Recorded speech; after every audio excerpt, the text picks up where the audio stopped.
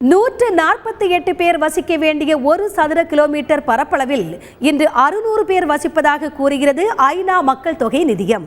ஆண்டுதோறும் வேகமாக உயர்ந்து வரும் மக்கள் தொகையினால் ஏற்படும் பாதிப்புகள் மற்றும் அதை கட்டுப்படுத்துவது குறித்து விழிப்புணர்வு ஏற்படுத்தும் விதமாக இன்று கடைபிடிக்கப்படும் உலக மக்கள் தொகை தினம் குறித்த ஒரு செய்தி தொகுப்பு. 20ஆம் நூற்றாண்டின் துவக்கத்தில் 200 கோடி மக்கள் வசித்திருந்த பூமியில் தற்போது மக்கள் தொகை எண்ணிக்கை 713 கோடி. 2011ஆம் ஆண்டு எடுக்கப்பட்ட மக்கள் தொகை கணக்கெடுப்பின்படி நம் நாட்டு மக்கள் தொகை 121 கோடி. தமிழகத்தில் 7 கோடியே 21 லட்சம். சமீபத்திய கணக்கெடுப்பில் நாம் மகிழ வேண்டிய ஒரு அம்சம், கடந்த ஆண்டுகளை ஒப்பிடும்போது மக்கள் தொகை வளர்ச்சி விகிதம் குறைந்து கொண்டே வருகிறது என்பதுதான்.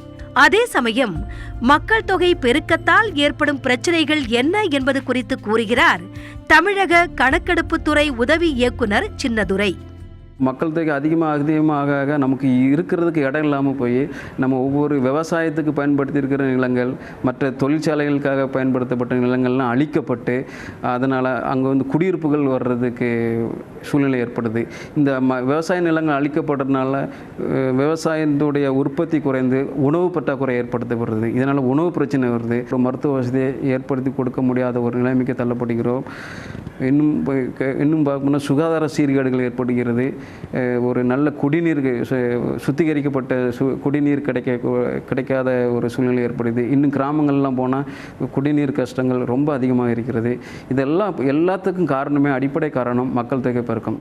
மக்கள் தொகை பெருக்கத்தை கட்டுப்படுத்த வேண்டிய கட்டாயத்தில் நாடு இருக்கும் நிலையில் அதற்கான வழிமுறைகள் குறித்து பார்ப்போம். மக்கள் தொகையை கட்டுப்படுத்துறதுக்கு வழிமுறைகள்னு பார்க்கும்போது நம்மளோட அரசாங்கம் நல்ல நல்ல திட்டங்கள்லாம், அந்த குடும்ப கட்டுப்பாட்டு திட்டங்கள் கொண்டு வந்தது. அதனுடைய எஃபெக்ட் தான் இன்றைக்கு அந்த ஓரளவு மக்கள் தொகை வளர்ச்சி விகிதம் வந்து குறைஞ்சிட்டு வருதுன்னு காரணம்னா இந்த குடும்ப கட்டுப்பாட்டு திட்டத்தை அமல்படுத்தியது தான் ஒரு நல்ல ஒரு திட்டம் தான். அப்புறம் வந்து நல்ல ஒரு கல்வி கொடுக்க வேண்டும். இந்த படித்த இளைஞர்களுக்கும் சரி, மக்களுக்கு நல்ல ஒரு கல்வி அறிவை புகட்டி நல்ல ஒரு விழிப்புணர்ச்சி ஏற்படுத்தி இந்த மக்கள் தொகை பெருக்கத்தால் என்னென்ன விளைவுகள் ஏற்படுது பற்றிட்டு அதை பற்றிய ஒரு விழிப்புணர்ச்சி ஏற்படுத்தி மக்கள் தொகையை கட்டுப்படுத்தலாம். நெருக்கடி நிலையில் இடம்பெயர்ந்துள்ள மக்களின் எண்ணிக்கை 6 கோடி என ஐநா கணக்கிட்டுள்ள நிலையில் அவசர நிலையில் பாதிக்கப்பட்டுள்ள மக்கள் என்பதை இந்த ஆண்டின் கருப்பொருளாகவும் அறிவித்துள்ளது. அந்த வகையில் மக்கள் தொகை பெருக்கமே இந்தியாவின் நெருக்கடி நிலை என்பதை உணர்ந்து அதனை கட்டுப்படுத்துவதற்கான வழிவகைகளை கண்டறிய வேண்டியது கடமை என்பதை அரசும் பொதுமக்களும் உணர வேண்டியதே இன்றைய நாளில் நாம் எடுத்துக்கொள்ள வேண்டிய உறுதிமொழியாகும்.